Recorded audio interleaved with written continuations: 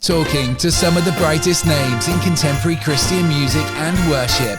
This is the Artist Interview at Christmas. And welcome to this week's episode of the Artist Interview. I'm your host, Gordon T, and it's my absolute privilege and pleasure to bring to you from around the world of contemporary Christian music, worship, and other genres, some of the most talented, gifted artists, and in this case, producers in the world. And I'm very pleased for the very first time on the show to be introducing you in a moment to none other than Tommee Profitt. But before we meet him, let's hear this first track. This is Go Tell It on the Mountain.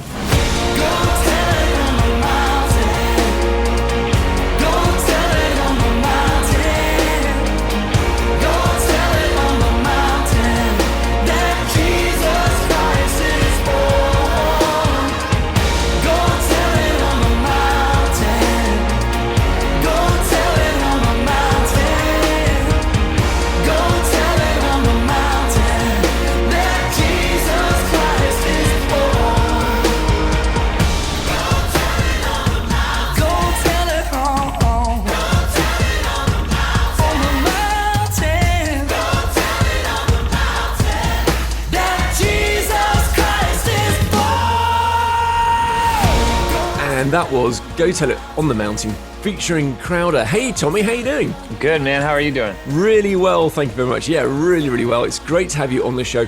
Now, you are a huge name in the music business.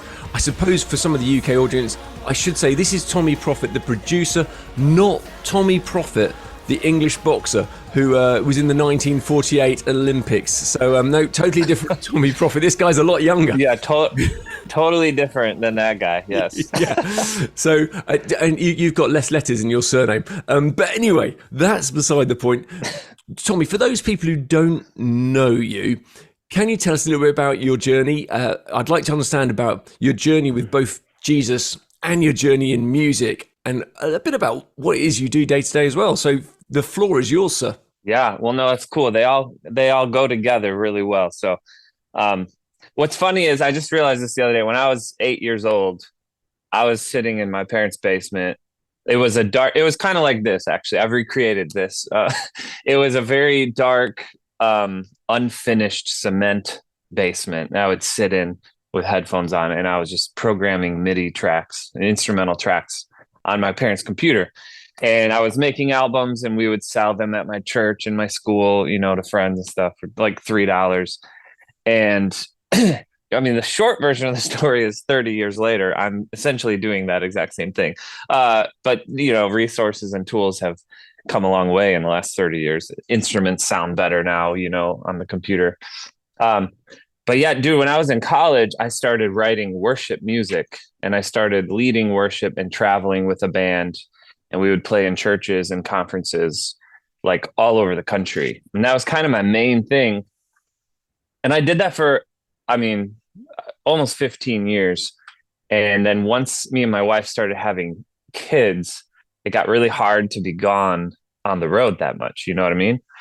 And so we just kind of prayed. I remember actually there was a very specific moment for me where I prayed to God. I was like, hey, I appreciate the options that I have here. I could work at a church. I could travel with my family. I could, I had like 4 or 5 different paths to choose between, and they were all in music, but, I was like, I was really bad with making decisions. And I'm like, I can't decide what I want to eat at a restaurant. How am I supposed to decide which career path to take? You know what I mean? Yeah. So I prayed that God would just help make that decision, and, I got home, and my wife was like, literally, I got home from praying this in the car. My wife was like, hey, I found this house.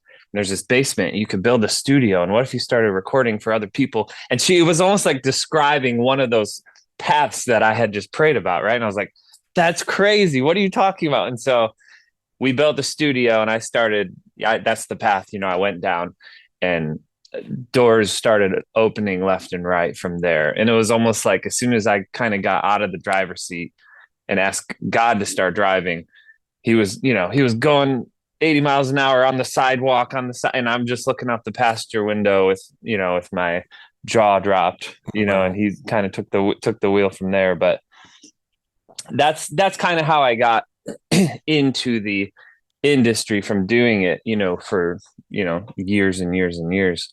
But what's cool about that is, through those doors, I got kind of into doing a bunch of TV and film music, like cinematic music for movie trailers and TV shows. And so, I kind of was, I don't know, I was just figuring out different paths, going from worship music to all of a sudden making music for TV and film and different artists. And you know what I mean? That was kind of a fun journey to figure out. And, well, so a wonderful thing to have come your way. Yeah. The way that God opens and closes doors is fantastic. But I've got to rewind time for a little bit if I can, because you shared such a... I know, I just jumped right into it. But that's okay. No, it was good. So going back then, did your parents always take you to church? Would you say you don't remember a time that you weren't a Christian? Or was there one of those moments when you went, I'm all in, this is for me? Yeah, I mean, I grew up in the church, and my parents very heavily encouraged me to play in church. Even when I was a kid, I would play the piano for, the offertory and stuff like that. And they said, you got to use your talents for God. And I was like, when I was a kid, I didn't know what that meant. I was like, what do you mean? How is playing at our church music? How is that for God? I didn't understand it, Yeah. But it was cool that they were implementing that foundation in me really young.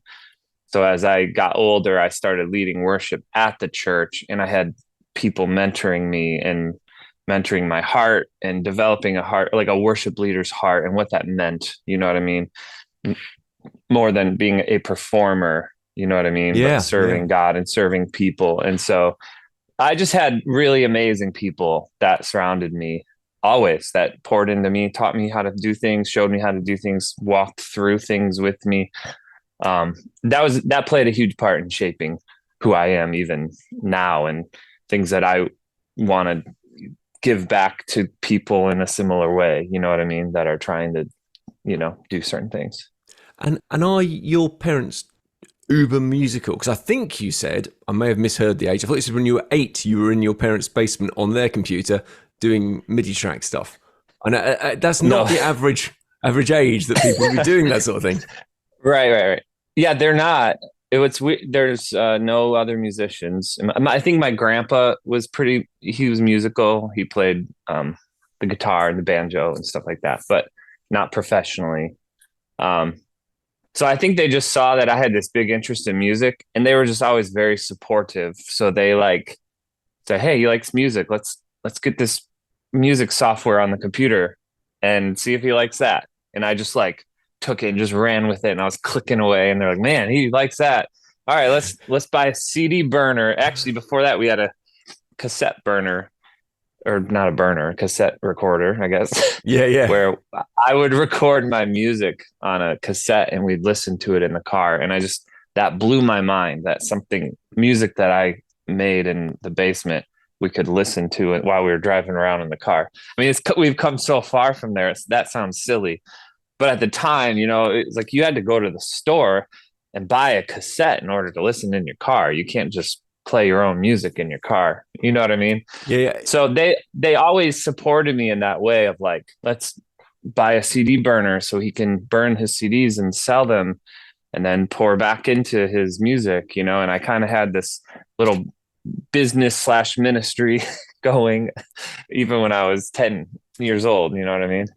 That's amazing. That is really cool. And I certainly do remember cassettes. So I've still got boxes of them, and nothing to play them on, but they're sort of things that are precious. I've got some Delirious on tape for a start. So or in fact, it's from before they were Delirious. But anyway, right. So, okay. So you're obviously very gifted in music. It just came naturally to you. Instruments. What instruments do you play them? My main instrument is the piano. So I've always been, my parents bought me a piano. That's what started it all. They bought me a little tiny keyboard for Christmas, and it was literally 14 keys long, really small. Just randomly, they bought that for me before I showed interest in music, and that's where we all discovered it. I was on it. Okay. I was on it 8 hours a day, just playing melodies. I would listen to the things on TV and then try to learn it by ear and just write songs. And I never stopped playing that keyboard, so we just kept buying bigger ones, over the years. And yeah, it was, so I'm just a piano player first and foremost. Well, it's clearly a really important gift to have, and it sounds like you practiced it loads. So which yes, has got to be one of the reasons you got where you got today by graft, I guess. So looking at your teenage years, then was it all plain sailing with the church? Often people, when they get to their teens, go, church isn't so much for me, but it sounds like you were really surrounded by people who were inspirational and really cared about you and stuff. Yeah, I didn't have that phase where I, went away. I think I dug deeper into the church, and I was trusted in leadership positions pretty young. I went to a smaller church, so maybe 200 people, and so I took those responsibilities very seriously. And when I was the worship leader for the youth group in high school, I took that very seriously.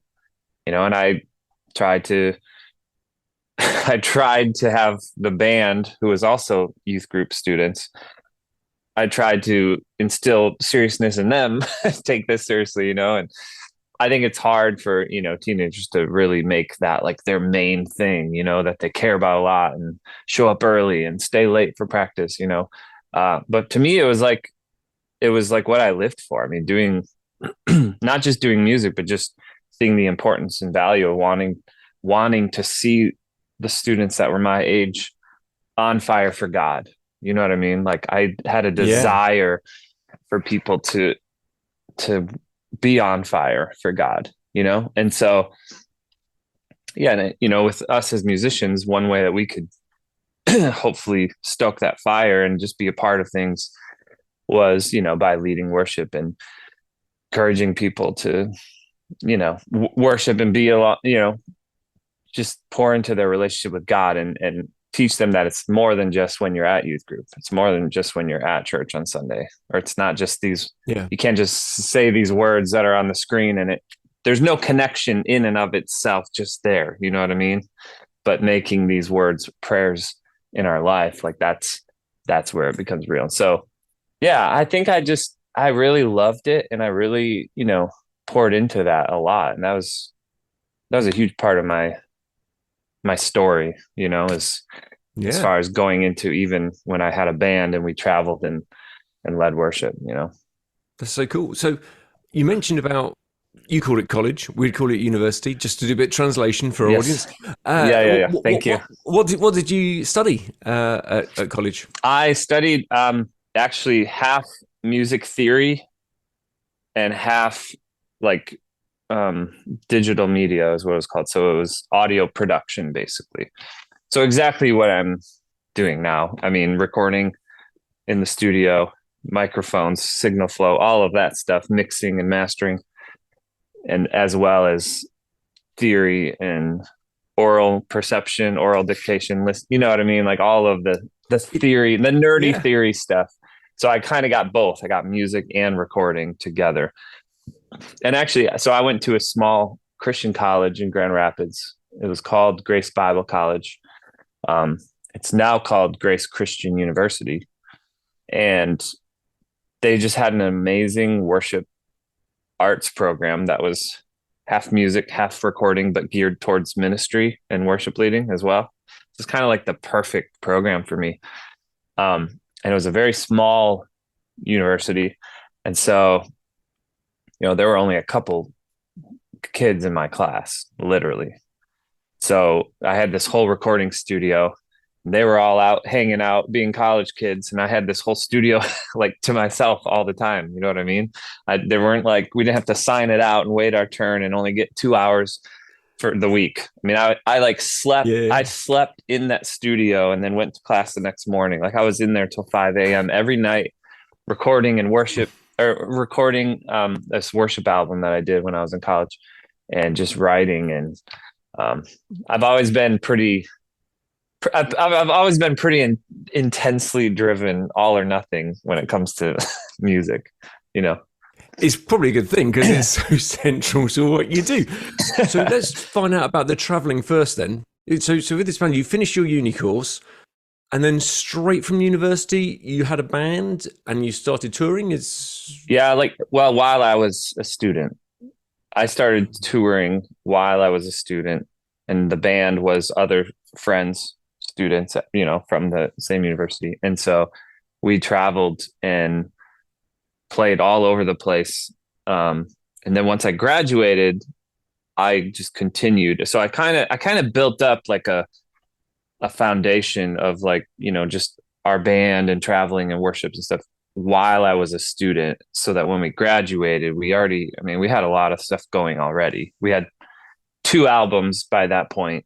You know what I mean? Okay, that's pretty good going. Yeah, and they were, while I was a student, I was recording at the college, like in the studio, writing songs with my friends there and leading chapel at the university. We were, the worship leaders at the chapel. And so I was just very involved in the school, and so then once I graduated, I actually worked at that university for a couple of years as well, continuing to work with worship students, music students, leading in chapel, as well as traveling with my band. So it kind of all was like this very cohesive, like, environment. It was really, really such a cool story. I feel like God really kind of just created this situation to allow me to do a bunch of things, that were all in that same bucket. But yeah, I got married, and my wife would come with me on the road some of the time, as we started getting married. Where did you meet her? At uni? I met my wife in high school. Oh, okay. What age was that? I was probably 16 when we met, 15. Oh, that's sweet. So we started dating, and we did long distance for a while because the school was 2 hours away from where we were from. So we did long distance for a while, and then we got married, and she moved out to Grand Rapids. And then, just traveling with wives, just sometimes where, with our band, we weren't at the level of like great accommodations. Okay. So we were like, oh yeah, we're just going to these people's houses and sleeping on the basement floor, or staying in this attic of a church. We were just kind of making it work. But as we had wives and they started having babies, like, it just wasn't really the best, accommodation. So it started getting a little harder, just being gone and stuff like that. So that's when I was really faced with that crossroad of like, man, what should I do? Should I, just kind of pick a home church and be the worship leader at the church, or keep traveling and figure out ways to bring them on the road, or build a studio, all of that. So lots of crossroads, lots of places you could potentially have gone. And I knew it would be music. Yeah. I knew it would be music in some way. I just wasn't sure exactly, what I was supposed to do, like which path I was supposed to go. But your wife found a house that had the opportunity to build yourself a studio and to record in. Now, I don't know at that point how connected you were to everyone, because you said you've been touring for a while. Had you at that point built up enough connections that people knew your name in the industry and you could say, I'm doing this now, come and get involved? Or how did that happen? Man, all the best questions to ask. I don't know how you knew to ask that, but that is the best question. And I'll tell you why. Because I did not, people knew me from doing my own music, traveling and doing worship leading. That's what they knew me for. Kind of, locally in small pockets around the country, but it wasn't like, we weren't known all over the country, right? We weren't like that level. So I had never recorded other people. I just always recorded my own music. That's just what I had always done. Yeah. I recorded my band's albums. They were, my albums. And even as a kid, I recorded my own music. And it never even crossed my mind, like, oh, what if I recorded for other people as a job? Like, it didn't even cross my mind. So I kind of moved on faith in that studio thing. It's like, what if I work really hard and try for, a couple of years to build up, where I can do enough projects, and go full time producing in the studio. And the night before we started building, because, converting your basement into a studio is kind of it's kind of a commitment. You're like, okay, now this is a studio. You don't have a basement anymore, right? Yeah. So I'm like, okay, it's kind of a big thing. So I prayed that night. I said, God, I really think this is kind of where you're leading. I said, just please just like let me know. Like give me confirmation before we demolish my basement tomorrow. You know what I mean? Yeah. Like just show me, like make sure that this is, if it's what you want, I want to do it. I just want to make sure I'm not just foolishly wrecking my house. And I went to sleep. We were actually at a camp we were playing at. The next day we were going to drive home and just start demolishing my house. So I woke up that next morning and we had to go to sound check, but I looked at my phone and I had an email from a lady randomly. And she was like, hey, I've been praying about making an album for years, and I just never felt good about asking someone. And you keep coming to my mind. And I don't know why, but I just feel like I'm supposed to ask you, like, do you record other people? Like, do you have a studio that you record? Because I would love for you to produce my album. Wow. And I was like, all right, you didn't have to like be so obvious, God, but I appreciate that, you know? So I'm like, wow, like, okay, so this is a thing. People are looking for producers. And so demolished the house, built the studio over a couple months. And this is the craziest part, man. This is not an exaggeration at all. And I can't take any credit for it. That's why I love telling the story. Like, it was the summer, it was June 1st of that year. And I had like, the whole summer was off from like, you know, I worked at the college that I went to and graduated from, but I had summers off. So I started working Monday, June 1st. And I'm like, I'm going to work really hard this summer and the next couple of years and try to build a producing job. And so I went into the studio June 1st. I don't even remember what I did. But by Friday, June 5th, I had 9 months worth of bookings lined up for recording. Ooh. And they were all random people that were emailing me out of nowhere from different states that found me randomly. And remember, up to this point, I had never even been asked, do you record other people's music? Like, would you record my music? I've never been asked that ever. Then all of a sudden, this 1 week flooded in people from South Dakota and New York and Florida and Ohio and people in Michigan. And I scheduled out like one album every month for the next 9 months. And I had to quit all my other jobs. And it was like instantly full-time in 5 days. And I never told anyone that I was even building that studio. Never told it. I didn't promote it. I didn't talk about it on social media. Like I didn't even share that I was doing it yet. Yeah, what year was this, Tommee? This was 2013, 10 years ago. Okay. That's amazing. And it was so weird for me. Like it was such a God thing. It was like, if he like kind of has this plan for you and you just are obedient and do it, even though you don't know what's beyond the first action step, like having 9 months of bookings like that brought a lot of peace to an otherwise pretty scary situation, you know, changing everything over to something that I wasn't sure how it would go. You know what I mean? And once people started coming in and recording with you, obviously you got the bookings, so you feel like God's in it. But how did the process go? Did people go, I'm really glad I booked you, this has gone really well? Or was there like that teething period where you're going, I'm having to just try and work out how I do all this? What was it like? No, I felt pretty comfortable by that point because I had already been, you know, but at that point I was, you know, 28. And so I had done music recording for 20 years. It was just my own projects. But I would take projects that stretched me a little bit. You know, I kind of did one thing with my music whereas, you know, now all of a sudden I have a rock band coming in, you know, and it's the same idea. I know how to record good quality, but like just producing rock, I would have to learn it. You know what I mean? And rappers were coming in and acoustic folk, you know, artists would come, singer-songwriters, like all different kinds of genres. So I was stretching myself here and there.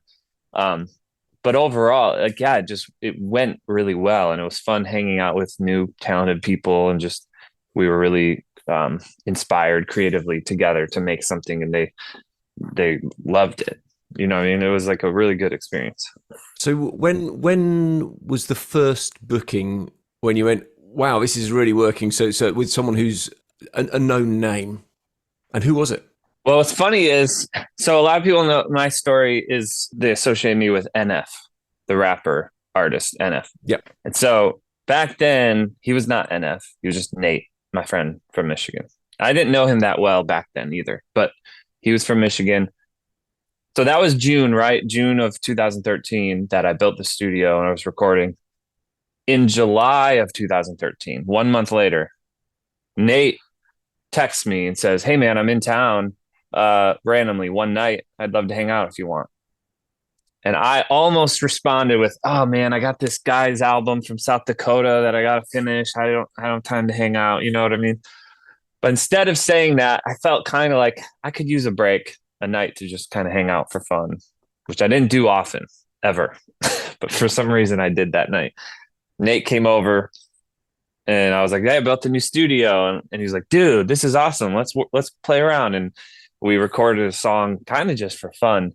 But that song, 2 months later, that song was on the desk of Capitol Records and they were interested in him as an artist. Me and him went to Nashville together, did his showcase, and he got signed. And they were like, "So who's this guy? He does all your music." And Nate's like, "Yeah, I only want to do this if I can keep working with Tommee." And so I kind of came along for the ride. They signed me as a writer. And then that's kind of what opened the doors. But it wasn't like, "Oh, I got to work with this big artist, NF." It was like, "Hey, my buddy Nate is coming over." And then it became a thing as we worked together. You know what I mean? So Yeah. once I was kind of in that system, I got to work on a lot of cool projects with like Toby Mac and David Crowder and a lot of people that I listened to, as my inspirations in music when I did worship stuff or growing up listening to Christian music. You know what I mean? Yeah, absolutely. Wonderful people, really talented musicians. For those people who don't know, if you're slightly older, you may not know who NF is. But if you're younger, you're going to go, "NF, that is seriously cool," because NF has approaching 16 million monthly listeners on Spotify. A huge name, very talented, really great musician. So, and the other people you mentioned are really top-notch people that definitely we play a lot of on the station here in the UK that I work on. I'd love to know a bit about what the projects are that you're working on when we've played this next track from you first. So the next track we've got from you, it's from the album that you did, isn't it? Your 2020 album. What was the album called? Yeah, so I wanted to make this Christmas album since 2005. And I knew that one day I would make this big Christmas album, and it was like going to be like my main big thing that I do in my life. And so there was a lot of pressure around that. So I was just kind of writing ideas and dreaming of it for 15 years. And then in 2020, I got to finally make that Christmas album, and it's called The Birth of a King. And it's basically this big cinematic concept record of, a king being born to save the world, which is an epic synopsis and deserves an epic soundtrack to go with it, right? And so it's very movie sounding, but it also has some, modern production stuff, and every song has different featured singers on the music. That's what I do now. I focus on the music and producing the cinematic music, and I use other people who are amazing vocalists to collaborate with to make these songs really, come to life. And so this song, Noel, I think, after I made that record, 2 years later, we did a big live performance of it last December. And so this recording is I think the live version that we recorded that just came out this year. Okay, so this version of Noel's the updated version of it. Who's featured on this? So this song came from in 2013. I was actually leading a Christmas service at a church, and we rehearsed on the night before, and we went to bed. I woke up that morning, and we were going to do the first Noel, but all of a sudden, I had this like chorus in my head. I just was singing it, like almost the entire thing was just there instantly, and so as I'm like brushing my teeth, and doing my hair, I'm like hearing this chorus in my head, and I'm like scratching it down while I'm getting ready. And I wrote it down, I scribbled it down, and wrote the chord charts above it. I gave it to the band that morning. I was like, hey guys, we're going to do this morning. We kind of rehearsed it that morning right before we did it. And I was like, man, this is a really special chorus. Like, I'm going to hold on to it. And whenever I do that Christmas album that, I've been dreaming about forever, I'm going to hold on to this until that moment, And so I held on to this song for probably 7 years. And then when it was finally time to make this album, I knew that, this guy Stanaj, and he's a singer-songwriter from LA. He's an artist that I met just over the years working with different artists. And he's one of the best vocalists I've ever heard in my life. He's just unbelievable. And so I asked him, he's kind of what started it all with this album. I started it, and I asked him if he would sing on the song, and he loved it. And he makes this song. I mean, it's him and this song the song wouldn't work the same without him. You know what I mean?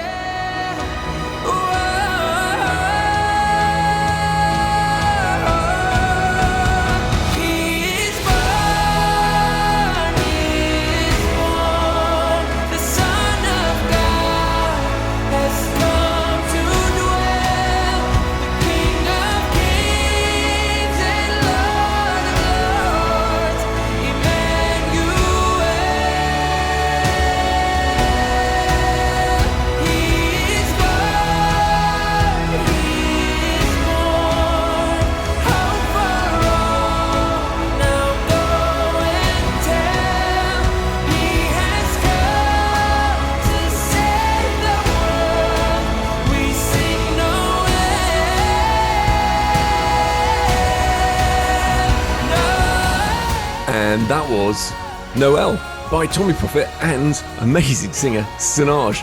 Thanks, Tommee, for all that you've shared so far. Absolute inspiring story of the way that God opened up opportunities, and when things weren't going to work by carrying on the direction your life had come to the point where actually God needed to show you what was the plan, what was the next step, and then the way that all those clients came into play just miraculously, and you took the step of faith in pulling apart your house to do what you didn't know was going to happen. It's lovely. It's really inspiring. And if it's okay, I'm just going to pray for listeners right now. Yeah, I thank you, Father God, that you are trustworthy. I thank you that you see us right from our very first breath right to our very last one. And I thank you that you have good plans for us. I thank you that Tommy's shared about the journey that you've taken him on as he's followed you, and as he's prayed about things, you've opened and closed doors. And I want to pray right now for all of us. I just want to pray that you'll help us, whatever our situations might be, to stay fully submitted to you, to keep you as the King. And I want to pray for those people who maybe they aren't sure. Is there a God there? Is there not? I want to pray, Jesus, that right now they'll know that you hear them. And I pray that you'll help us to listen to your voice, to see your prompts, and to follow your ways. Thank you that you're trustworthy in all things. Amen. Amen. So, Tommee, you've talked just a little bit about the album, The Birth of the King, which became an amazing performance live. So you put together the songs, you knew what you wanted to do. Tell us a little bit about the first time that happened. How did you put the whole thing together, and what was it like? Well, I'll tell you this, that you mean the live concert thing that we did? Yeah, I do. Yeah. Like, after I made that album, there's 20 artists on the album. It was this big cinematic thing. I always, as I was even making the album, I was like, man, this needs to be experienced live. Like, that's kind of the way it's meant to be heard, right? It's like in a big live setting with an orchestra and a massive choir and all these artists. And I'm like, that's impossible though. We can never pull that off. And as a matter of fact, I told a lot of people just on my team, like, about it, like, what do you think about this? And they all, yeah, that'd be impossible to pull together. Logistically alone would be a nightmare, And so, yeah, somehow we just started dreaming about it and say, let's just start planning and see what kind of roadblocks we run into. And we just kind of hit smooth pavement the entire way. And all these artists were agreeing, and we found this orchestra, and we had 100 person gospel choir sign up in just a matter of hours, and everything was ready to go. And then I was like, we got to record this. Obviously, the point is like, let's do a live album and film it, do a live video project. So we had this camera crew who's like just the best in the world, audio production crew to record everything, just kind of lined up perfectly. And I was like, well, what just happened? We got this whole thing lined up now. Like, what, do we do this? Like, who's gonna come? What if no one comes? Like, I'm not really known for like selling tickets. You know what I mean? That's a whole nother world that you have to grow and build. It's it's a side thing. Like I sit in my house in my sweatpants and make music. Who's going to pay tickets to, you know what I mean? And putting that together, I'm like, that's expensive. We can't sell $5 tickets or else, we can't pay. Yeah. So what do we do? And everyone was like, man, yeah, it's going to be hard. Like there's a lot of competition. Like maybe we shouldn't do it and all this stuff. And I was just all this doubt. And in my gut, dude, I just felt like for some reason, I feel like God is wanting me to do this, even though it doesn't make sense on paper. And I know that sounds like anyone that wants to do something creatively, they could, affirm it with, I think God wants me to do it.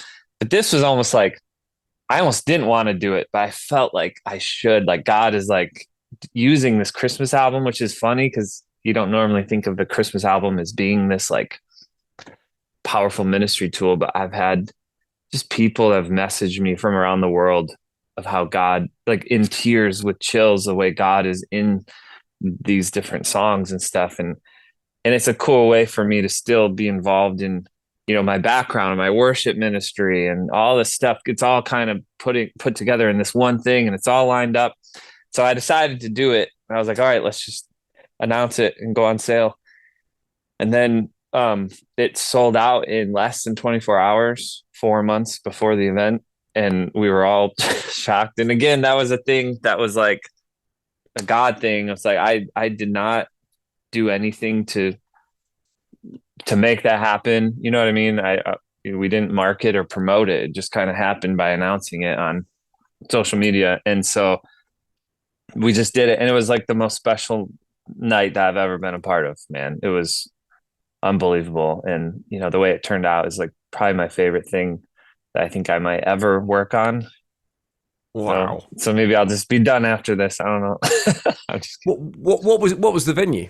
It was at the Fisher Center. That's one of the Belmont University venues in Nashville, Tennessee. Just a big, beautiful, brand new building that they just built. How many people does it seat then? I think it's about 1,700. Okay. So it wasn't a massive, arena, but for the recording, it was perfect. It's just such a beautiful building, and it goes up like there's 4 balconies, and there's a big like dome at the top, like window glass thing. It looked unbelievable. Superb. Sounds like something that I shouldn't have missed. I apologize. So I didn't know it was on. That's the truth. So which year was that? That was last year. Okay, so great timing, because after the pandemic had all died down, people were desperate to go and see some great stuff, and you put it on, and it sounds like it was really successful, and you recorded it. But I've never seen a recording of it. So what happened to the recording of it? The recording, well, we recorded it, and then I spent 8 months working on that recording, editing, mixing the video, all that stuff. So obviously it wouldn't make sense to put that out in the summer. Oh no! So we're waiting, and it actually came out this year, November 10th, at Christmas time, and so it's kind of a Christmas, like the Christmas project for this year, and it's on YouTube. You can watch the full concert film on YouTube, and Spotify and Apple Music and anywhere that you watch all that stuff. And we're doing another live show this year. At the Grand Ole Opry. So we're getting to do it again. Wow. Kind of bigger, better. We're doing a 200 person choir this year. And we're just kind of going all out. And so I'm super excited about that. Okay. So that will have happened on December the 4th, 2023, just to put a marker in the sand for people who are listening to this in the future. Yeah. That's the date for it. So so you can watch though last year's one. Is it behind the paywall? Is it premium YouTube, or can anyone access it? No, I kind of wanted this just to be accessible for everybody. It's a special project to me. I'd rather share it with as many people as possible than just pay to watch it and, you know, minimize the audience. So it's free on YouTube to watch the whole thing. Wow. Okay. So what do people search for to find it? You can search The Birth of a King live in concert. Okay. The Birth of a King. And it'll be about an hour and a half long on my YouTube channel. Wow. Okay. So that's a good Christmas treat to go and enjoy, because the album I have loved. It's a superb album, but I can only imagine it's even more powerful to be able to see it on stage with all those people. So in the album, you've got people like We the Kingdom. So people that my audience will be familiar with: We the Kingdom, Tauren Wells, Carrie Job, Chris Tomlin. Big names on the album. Also some names I wasn't expecting. Avril Lavigne. Yep. Why is Avril Lavigne on your album? It was like my goal in life to get Avril Lavigne and Chris Tomlin on the same album. You know what? And sometimes you just got to do it yourself. No, I had been working with Avril on some stuff at the time, and I was making this Christmas record, and I was like, hey, I'm doing this Christmas album. What do you think about doing? I got this like cool, dark version of What Child Is This? I think you'd sound amazing on. How you feel about it? And she was just like, yes. She said, I love Christmas music. She goes, that's how I got into music, singing Christmas carols growing up. And I've always wanted to do a Christmas album someday. I would love to be a part of it. And so she recorded that song on it, and she sounds amazing. And it was so awesome having her be a part of that. Wow. But yeah, what's cool about the album is there's a bunch of different artists on there. It's not just Christian artists or Christian music. You know, it's a bunch of people that do cinematic music, bunch of people that do Christian music. There's some mainstream artists. It kind of like just brings everyone together for this full story. It's kind of cool. It is very, very cool. So you mentioned Christmas. You've mentioned you've got kids. How many kids have you got? I have 3 kids. They're 11, 9, and 6. So Christmas is a big deal at our house. You know, they're right there at those ages. Christmas would be, It's super fun. 100%. Yeah, we love it. So what is the thing you're most looking forward to then for this Christmas? So I started doing this thing a few years ago where the week before Christmas, I take off work and we just have like a staycation. We call it Daddy Christmas Week because I don't have to work. Nice. And they get excited about that. So all week we just spend time as a family, and we make Christmas cookies, we watch Christmas movies, we go for Christmas light drives, we do Christmas crafts and activities. And every day I bring them some little, not gift, but something, from my car. I like have everything hidden in my car, and I'll like bring the daily, whatever it is. Sometimes it's like a coloring book or a stuffed animal or something. And we just have like an incredible, like I'm trying to, when you're a kid, you have these memories of Christmas and these nostalgic things that you remember, and I just wanted to have lots of memories for my kids when they grow up of just being at home as a family, doing all this stuff together. So that's like a highlight in our house for sure. That's something I'm looking forward to. That's a lovely thing. So I like that very much. And you're totally right. I'm sure it'll make some good memories. Something that I used to do with my kids, the first Saturday in December, we would have a day that we would call Here Comes Christmas. And we would there were 4 girls in our church: Anna, Emma, Joe, and Louise. I'm mentioning their names because they're probably listening right now. I just want to say thanks, guys. You made Christmas special. And they would come around and they would dress up, and then my kids were little, and we would spend time doing decorations, and then we'd spend time doing some games. We spent the whole day was just around the fact that we wanted to celebrate that Christmas was coming, and having that little special time together Yeah. just made the whole season just that bit of. Couldn't afford a whole week, but did make a day of it. But it sounds wonderful to be able to have a week and to treasure that time with your family. So that's awesome. I can imagine it's good. So, okay. And what is it you like most about the Christmas day itself? What's your favorite part of the meal for a start? Oh man. I'm not really, you know, how on Thanksgiving everyone has turkey and they're like, oh, Thanksgiving dinner, and then well, I know that you guys do. Of course, we don't do Thanksgiving in the UK, so none of us get turkey. It's a real shame. Okay. Yeah, I'm like the guy that's like, all right, we have it. But I was trying to think of something. I don't know. The food is not the highlight for me. I think it's just seeing my kids so excited. And you know what it's like as a kid, you just live for that day and it feels like forever to come back around, just to be around and be present and watch their excitement and then be with them. Like, it's just a really good time, just a family time. You know what I mean? As I'm getting older, especially too, it's like really that is the most important thing, and instilling in them too, over and over. Remember why we're celebrating, guys, you know? Ah, yes. And, you know, as a kid, it's naturally about the presents, but it's creating that foundation, you know, that I talked about earlier that I had instilled in me with like playing in church and, you know, having people pour into me, just like getting to talk to them about what it's about and doing things for other people. And, you know what I mean? That's really important to us. So how about after Christmas, the year ahead? What things do you think God's got for you? Oh, man, I have a really exciting year, actually. I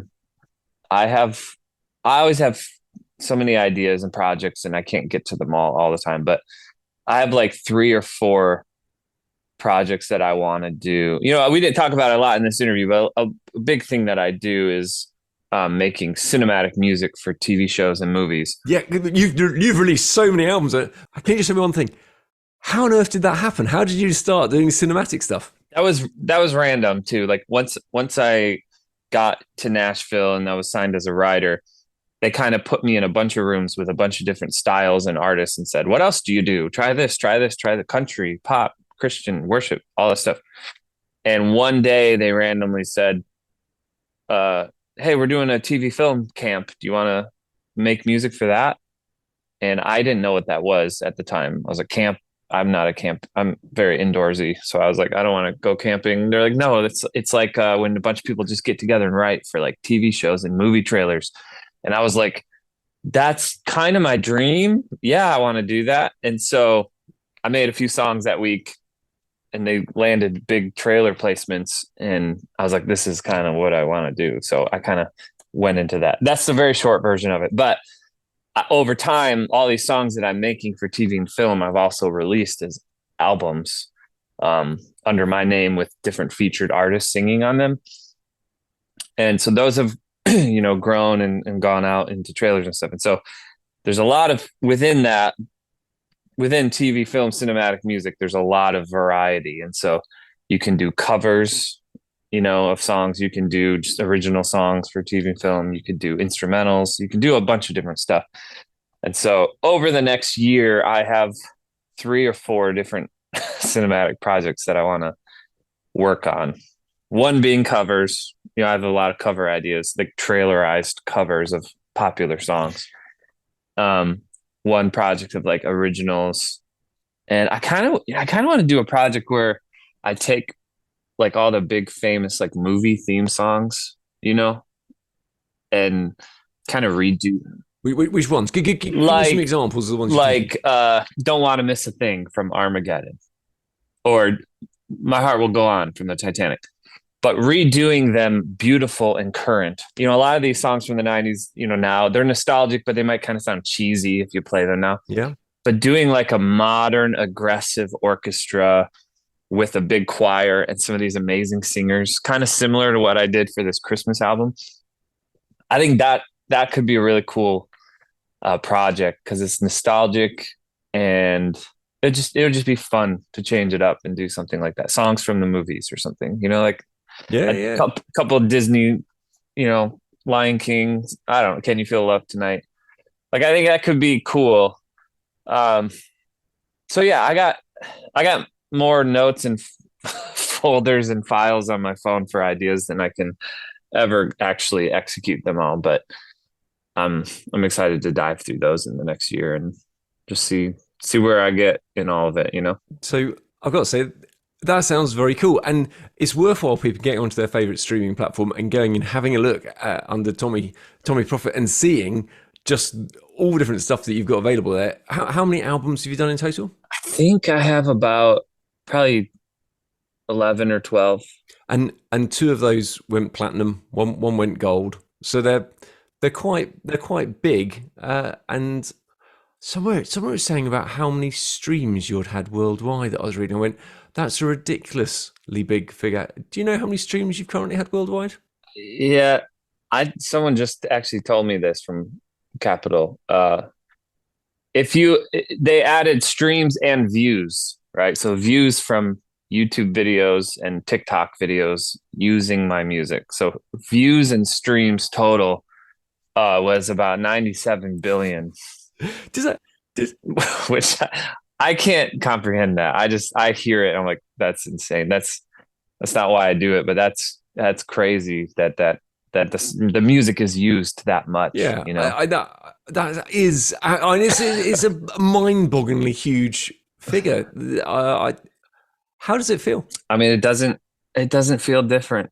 You know, I mean, I'm not just saying this as like a humble thing to say. Like, you learn really quickly that stuff doesn't bring happiness or joy. That's not what it's for. Like, if you chase that, I mean, it's just short-lived.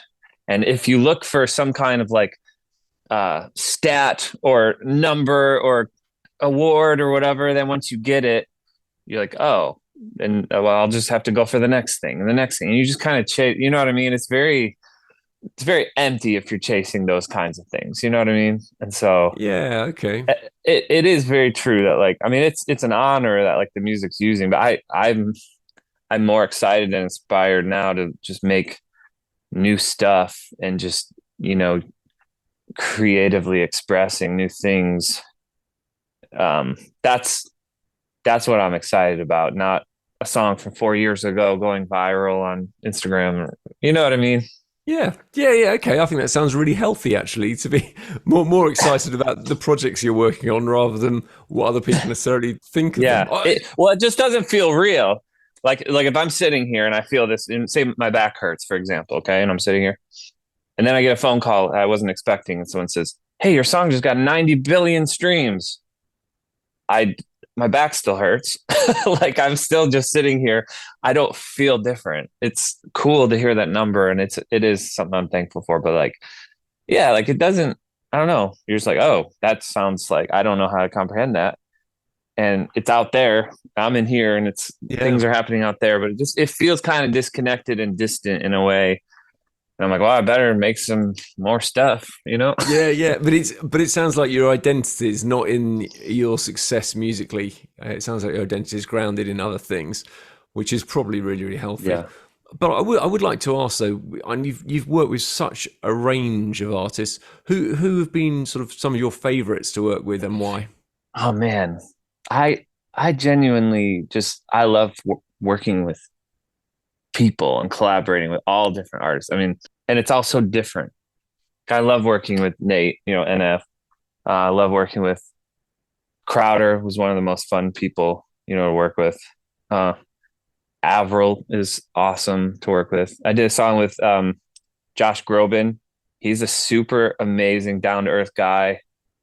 Just love working with and everyone's so different, you know what I mean? Some people are like, one thing that you do, they're like, oh, I love it, perfect.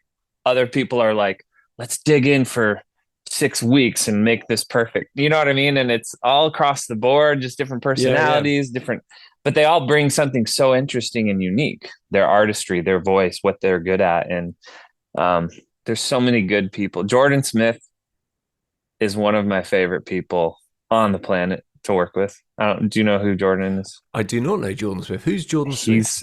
He's a Christian music artist, but he won The Voice several years back. That's pretty cool. And he's got an insane voice, and every time he comes, we just laugh so hard we can barely work. we just laugh and do funny things, and we get so sidetracked. So, I mean, that's kind of what it's about, right? It's like when we're here just having such a good time and like having fun, and you just can't take making music so seriously. You know what I mean? Some people, it's like they act like it's like life or death. And then we remember, like, when you step out of it, you're like, oh, I'm just making music now. Not to diminish how it can impact people's lives, you know, especially Christian music. But at the end of the day, you're making entertainment that some people will choose to listen to on their way to soccer practice with one AirPod in their ear, barely listening to the mix. You know what I mean? They're listening to it and they're loving it, but it's just the way we hyper focus on things and get so serious. I try not to allow myself to get that serious about it, or else it strips the fun out of it, you know? You still want to enjoy what you're doing. You mentioned Crowder, and you said he was really fun. When he came on the show, David Crowder told 2 stories, which were possibly 2 of the funniest stories we've ever heard on the show. When you next see him, ask him, tell me the Dr. Pepper story, and then ask him, tell me the story about when you went in the closet with your wife's shoes. Those are stories you do need to hear. And listener, if you're thinking you want to hear those stories as well, you need to go and get on the podcast, go to your favorite platform and search up The Artist Interview. It's the one with the red logo, and look for David Crowder, because those stories are epically funny. He's a hilarious guy. So you mentioned him funny. He was brilliant, absolutely brilliant. So, okay. People want to find out more about you.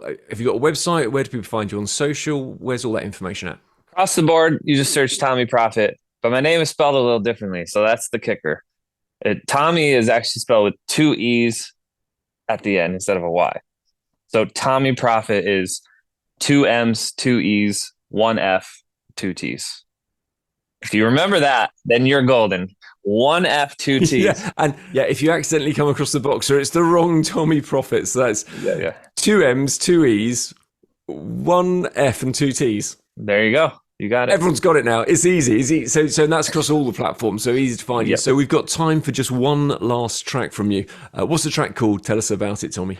So this is also from the Christmas project. This is called this is Oh Holy Night. And you know, when I was making the cinematic Christmas project, I was like, what could we do different with this song? Oh Holy Night has been done by so many people, so many big people. And what I realized is it's always been a solo, and it's all about that big note, right, on divine at the end. So I was thinking about it. I was like, I've never heard it as a duet. Like, what if I arranged it in a way where there's key changes throughout, and it's a duet, and there's 2 artists both singing at the top of their range at the end, but working backwards and figuring out how to get them there. So it's beautiful and powerful. And, you know, and so we got Tauren Wells, who sings on this. He was at the show last year. This is the live version. And this girl named SVRCINA, who is just one of the most incredible vocal talents I've ever worked with. And she's got a really soft, delicate, beautiful tone in the beginning, and then this crazy, powerful belting tone later in the song. And so we got to utilize both of those parts of her voice. So this is Tauren Wells and SVRCINA performing Oh Holy Night live. Praise His holy name.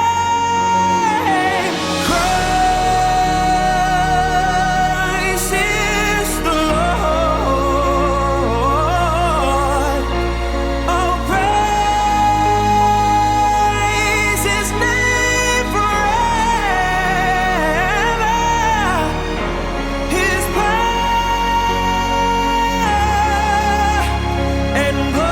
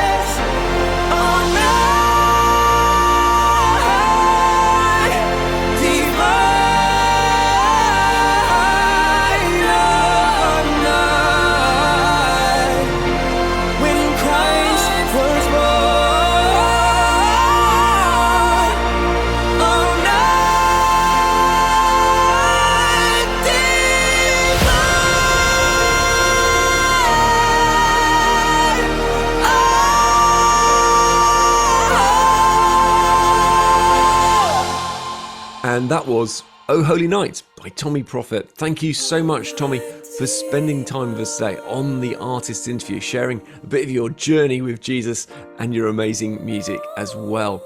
And there are so many other interviews that you can enjoy. Just get online to your favourite podcast platform and search up The Artist Interview. It's the one with the red logo. Subscribe, share it with a friend. There's so many blessings, great stories, and amazing music as well for you to enjoy. Thanks so much for joining me, Gordon T. I look forward to being your host on the next episode.